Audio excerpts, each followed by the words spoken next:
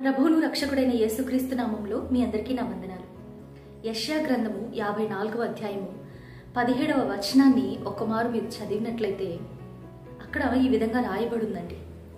నీకు విరోధముగా రూపింపబడిన ఏ ఆయుధమును వర్ధిల్లదు అని.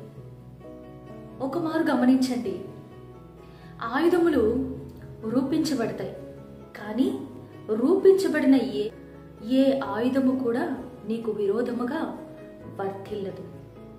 సమస్యలు వస్తాయి, కానీ ఏ సమస్య నీకు విరోధముగా జయము పొందదు. శ్రమలు వస్తాయి, కానీ ఏ శ్రమ నిన్ను ముంచివేసే అధికారము కలిగి లేదు. నమ్ముతారా? విశ్వాస జీవితం అనిన తరువాత ఇది ఒక యుద్ధరంగం అండి. క్రీస్తును నిజ రక్షకునిగా నువ్వు అంగీకరించిన వెంటనే నువ్వు ఒక యుద్ధ రంగంలోనికి అడుగుపెట్టి ఉన్నావు. అయితే మంచి సైనికుని వలె మనము పోరాడాల్సిందే. ఈ పోరాటంలో ఎన్నో ఆయుధాలు నీకు విరోధంగా రూపింపబడతాయి. ఎన్నో పరిస్థితుల్ని అపవాది నీకు విరోధంగా రేకెత్తిస్తాడు. ఎంతో మంది మనుష్యులని నీకు విరోధంగా నిలవబెడతాడు. అయితే మీరు గమనించాల్సింది ఏంటో తెలుసా? శ్రమలో నాకు దేవుడు తోడై ఉన్నాడు. నీకు తోడై ఉన్న దేవుడు నీకు విరోధముగా రూపింపబడిన ఏ ఒక్క ఆయుధాన్ని వర్ధల్లింపనివ్వడు. ఆయుధము బహుశా నీ వైపు వారు విసరొచ్చు. ఆ ఆయుధము నీ దగ్గరగా చూడవచ్చు, నీ కన్నులు దానిని చూడవచ్చు. కానీ కీర్తనల గ్రంథం 27లో చెప్పిన ప్రకారము మీ హృదయాన్ని వెరవనివ్వకండి. ఒకవేళ అటువంటి పరిస్థితిని మీరు ఇప్పుడు కూడా ఎదుర్కొంటూ ఉండవచ్చు. దేవుడు మీతో మాట్లాడుతున్నాడు. ఇదిగో నా సమస్య నా కన్నుల ఎదుటనే ఉంది, ఇదిగో నేను నా సమస్యను చూస్తూ ఉన్నాను అని మీరు అనుకుంటూ ఉన్నారా? ఆ సమస్య నిజమే, నువ్వు ఎదుర్కొంటున్నావు, కానీ ఆ సమస్య నీకు విరోధముగా వర్ధిల్లదు అని దేవుడు చెప్తున్నాడండి. మీరు గమనించినట్లయితే పరిశుద్ధ బైబిల్ గ్రంథంలో ప్రతి ఒక్క అద్భుతము ఒక సమస్యలాగే మొదలైంది. ఒక విశ్వాస జీవితంలో ఒక అద్భుతం జరగాలి అని అంటే ముందుగా అతను ఒక సమస్యను ఎదుర్కోవాలి. ఇశ్రాయేలీయులు బానిసత్వంలో మగ్గిపోతూ ఉండగా, దేవునికి మొరపెడుతూ ఉండగా దేవుడు మోషేని పంపించాడండి.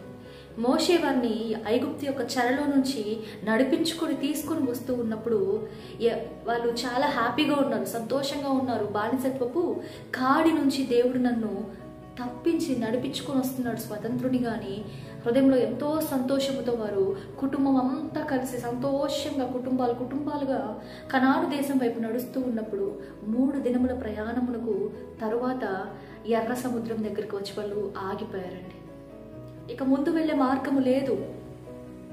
ఒక రోడ్ బ్లాక్ అయిపోయింది. మనిషికి సాధ్యమవుతుందా సముద్రాన్ని దాటడం? ఆ ఎర్ర సముద్రాన్ని చూడగానే అరే ఏంటి, వెళ్ళాలనుకున్నాం కదా, ఎలా వెళ్తాం అన్న కన్ఫ్యూషన్. ఇంతలో వెనక ఫరో సైన్యం వస్తూ ఉంది. ఆ ఫరో సైన్యాన్ని చూసినప్పుడు వాళ్ళ యొక్క గుండెలు జారిపోయాయండి. నీ సమస్య నీ శక్తికి మించినది అవ్వచ్చు. మానవరీత్యా నువ్వు జయించలేని కఠినమైన సమస్య అయి ఉండొచ్చు. నీ సమస్య నీ హృదయానికి భయాన్ని కలిగిస్తూ ఉండొచ్చు. నీ యొక్క సమస్య ఇక నా పని అయిపోయింది అని నిన్ను ఒప్పుకొన చేసేలా ఒత్తిడి చేయవచ్చు. కానీ జ్ఞాపకం ఉంచుకోండి, ఆ దినమున ఇశ్రాయేలీయులు ఎర్ర సముద్రాన్ని దాటారా లేదా? ఎర్ర సముద్రమునకు దేవుడు వారిని తీసుకుని వచ్చింది ముంచేసేందుగా.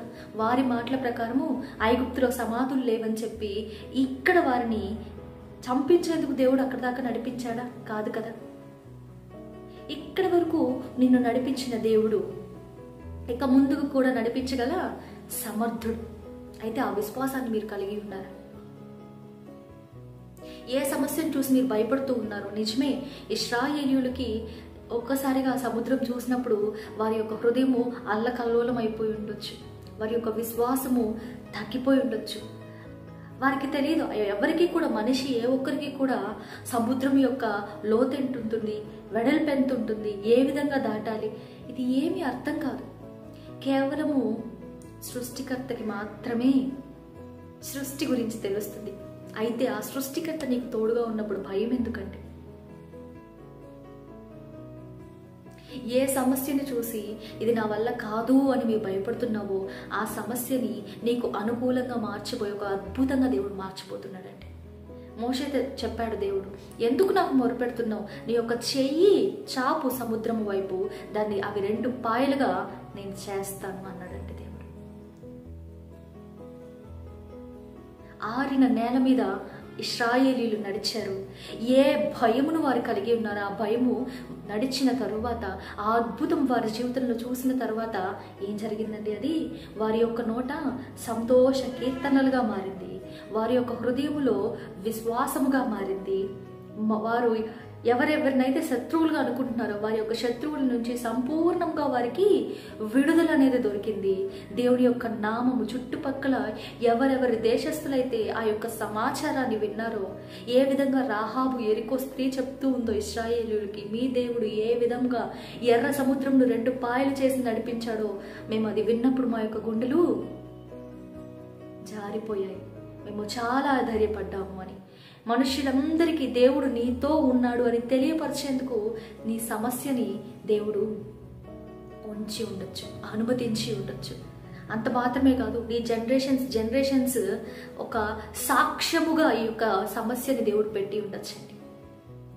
ఇశ్రాయేలీయులు తమ పిల్లలకి ఏ విధంగా చెప్పాడో, ఆ దినమున ఎర్ర సముద్రాన్ని దాటించాడు నా దేవుడు అని, అదే విధంగా నీ ఈ సమస్యను బట్టి నీ యొక్క పిల్లలు దేవుని యందు విశ్వాసం ఉంచే విధంగా ఈ సమస్య అనుమతించబడింది.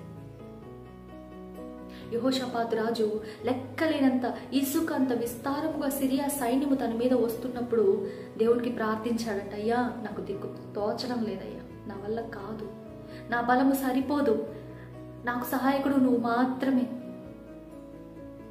దేవుడు సహాయం చేయలేదా? ఒకే ఒక్క రాత్రి ఒక దూత వచ్చి 185,000 మందిని చంపిందంటండి. సమస్య అనేది ఇదిగో ఇప్పుడు నువ్వు చూస్తున్నావు కదా, నా వల్ల అవ్వడం లేదు, ఇది నా శక్తికి మించినది, అసలు దీనికి ఎత్తేంటి, పొడుగేంటి, లోతేంటి, వెడల్పేంటి, ఎలా డీల్ చేయాలి? ఇది నీ జీవితంలో ఒక అద్భుతంగా మార్చిపోతున్నాడు దేవుడు.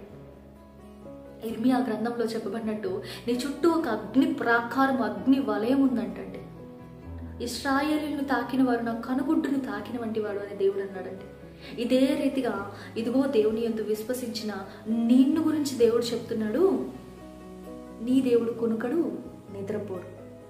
నీకు వస్తున్న సమస్యని ఆయన ఎరుగున్నాడు, చూస్తున్నాడు. ఆ సమస్యని ఆయన అద్భుతంగా మార్చిపోతున్నాడు. నీ యొక్క కన్నీటిని నాట్యముగా మార్చబోతున్నాడు, నీ యొక్క భయమును విశ్వాసంగా మార్చబోతున్నాడు. నీ నోటిలో వస్తున్న ప్రతి ఒక్క దిగులు చెందిన మాటలని స్తుతిగా మారుస్తూ ఉన్నాడండి.